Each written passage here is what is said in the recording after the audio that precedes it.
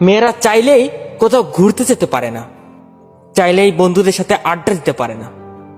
সারাদিন মন খারাপ নিয়ে ঘরবন্দি হয়ে আর মিথ্যা ভালো থাকার অভিনয় করে যেতে হয়। সবাই বলে মেয়েদের মন বোঝা খুব কঠিন। আসলে কি তাই? কেউ কি কখনো জানতে চেয়েছে একটা মেয়ে কি চায়, কি পেলে সে খুশি হবে? কেউ জানতে চায় না।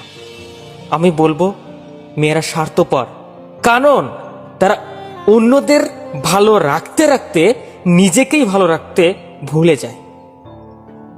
সবসময় তারা এটা ভাবে লোকে কি বলবে,